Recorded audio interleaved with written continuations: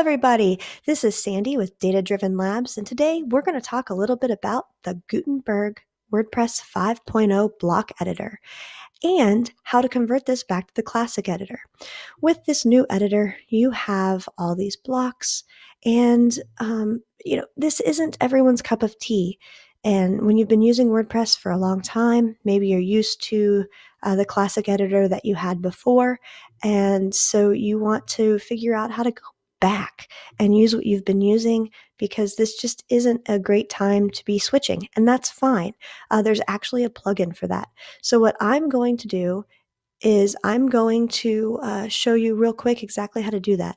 You're going to go over to plugins, and this is actually going to be one of those things where you can do it pretty quickly. So we're just going to hit add new, and you'll notice right here on this add plugin page is this plugin called the classic editor.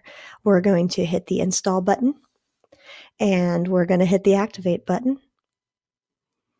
And as you can see, we have the classic editor installed and activated right here in the plugin list.